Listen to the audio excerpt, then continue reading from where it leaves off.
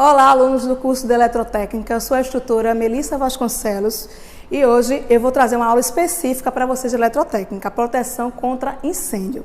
Vocês sabiam que a norma regulamentadora que trata de proteção contra incêndio é a NR 23, que é uma NR do Ministério do Trabalho. Ela traz os requisitos mínimos de segurança para você trabalhar nessa área com segurança, né? Então, primeiro, para poder entendermos esse contexto, a gente precisa conhecer o que é o triângulo do fogo, que é a junção de três elementos. Para ver fogo, eu preciso de três elementos. Eu preciso do combustível, que é o que queima, que pode ser líquido, sólido ou gasoso.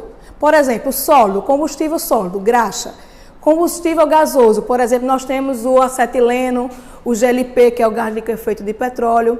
Nós temos o combustível líquido, que pode ser, por exemplo, os líquidos combustíveis, como gasolina, como, por exemplo, diesel. E nós temos os líquidos, os combustíveis gasosos, os sólidos e os líquidos, né? E temos também o comburente, que é o oxigênio, que é o principal componente que nós temos na natureza. E para fechar o triângulo do fogo, que é chamado o quadrilátero do fogo, a gente tem também o calor, que é a fonte de ignição. Inclusive, a nossa utilidade, a eletricidade, ela é uma das fontes de ignição, uma das principais fontes de ignição. Por isso que dentro do contexto da segurança e eletricidade, a gente vai aprender um pouco de proteção contra incêndio, tá certo? Existem três formas de propagação do fogo. Como é que o fogo se espalha no ambiente? Se espalha através da condução, que é através do contato. Outra forma é a convecção, que é as trocas da massa de ar. E existe também a irradiação, que é como, por exemplo, o sol, ele espalha calor no ambiente. Por exemplo, a condução, quando o corpo de maior calor transfere calor para o corpo de menor calor. Por exemplo, eu tenho numa residência um sofá que está pegando fogo. Se tiver próximo uma cortina, um tapete ou outro qualquer material combustível, esse outro material também vai daqui a pouco estar incendiando devido ao contato com esse material que já está pegando fogo. Por isso que uma das técnicas de combate ao fogo, usada principalmente pelos bombeiros, por exemplo, está lá o mato seco pegando fogo. O que é que o bombeiro faz? Ele capina em torno desse mato e vai resfriar só aquela área que já está incendiando.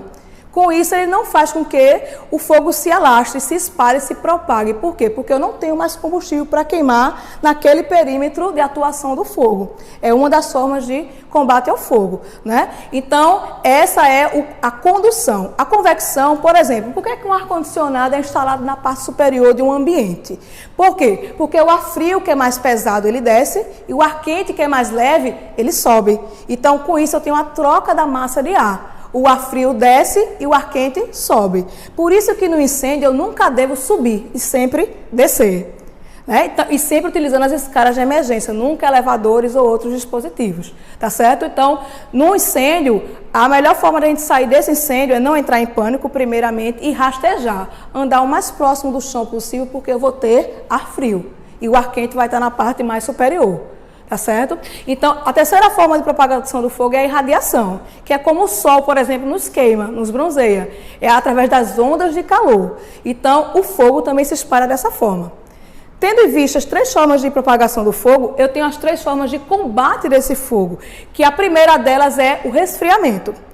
Nesse resfriamento eu utilizo principalmente a água, que nós temos em abundância no ambiente. Então a água é um dos agentes extintores, o principal usado para resfriar. O que é resfriar? Tirar o calor da reação química do fogo, tá certo? A espuma também é outro meio de resfriamento.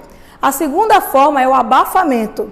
Por exemplo, o que é o abafamento? Eu utilizo o oxigênio para poder retirar esse oxigênio da reação química do fogo, através de um extintor chamado pó químico. O pó químico, ele forma uma camada, como se fosse uma cama de pó, retirando o oxigênio da reação química do fogo. Quer um exemplo prático? Nós temos, por exemplo, uma vela. Quando você acende uma vela que você coloca um copo em cima, aquela vela ela vai se apagar. Por que ela vai se apagar? Porque o oxigênio foi retirado da reação química do fogo. Essa é a forma que o nosso pó químico seco, o PQS, ele faz com que a gente apague esse fogo. E a terceira forma é justamente, a gente falou do resfriamento, que é feito através da água ou de uma espuma, tá certo? Nós temos o abafamento, que é feito através do pó químico seco, o famoso PQS, e o isolamento. O isolamento é a terceira forma de Combate ao fogo. O que é o isolamento? É justamente aquela situação do mato pegando fogo que eu falei para vocês. É retirar todo o material combustível que tiver em torno daquele fogo que já está lá, aquele material que já está lá incendiando. Como o exemplo que eu falei do mato, né? Então você tira tudo que possa pegar fogo que esteja em torno e você só vai queimar aquilo que já está lá incendiando. Quer um exemplo? Em galpões, por exemplo, em armazéns de matéria-prima ou matéria acabada, né? Que é o material produzido e a matéria que ainda vai ser utilizada na produção. Uma das formas de propagação é a gente deixar isolado 50 centímetros cada pallet da parede. Por quê? E também 50 centímetros de um para o outro. Porque, por exemplo, se eu tenho um pallet que está pegando fogo, ou uma fileira de pallet, né, vai pegar fogo só aquela fileira. Ela não vai se propagar porque não há a condução. Não há um corpo mais quente que vai incendiar um corpo menos quente. Então, uma das formas de combate ao fogo é o isolamento, é a retirada de tudo aquilo que estiver queimando. Outro exemplo, a tinta. Eu tenho lá um galpão cheio de material inflamável. Então, vamos supor lá que um fardo de tinta, um pallet de tinta pegou fogo. O que é que eu vou fazer? Eu vou isolar, eu vou retirar todos aqueles materiais combustíveis que estão em torno daquele que já está pegando fogo, para que esse fogo não se propague e não se estenda para os outros materiais. Tá certo? Então, essa é a terceira forma. E tem uma quarta forma, que não é muito comum, que não é muito utilizada, que é a quebra da reação em cadeia. Eu utilizo um tipo de pó químico, só que não é esse pó químico, é um pó químico especial, que ele vai agir diretamente na reação química do fogo, quebrando a reação em cadeia. Tá certo? Ele vai destruir a reação em cadeia. Esses três elementos unidos em proporção adequada e, ao mesmo tempo, simultaneamente, eles formam o famoso quadrilátero do fogo, que é a quebra da reação em cadeia.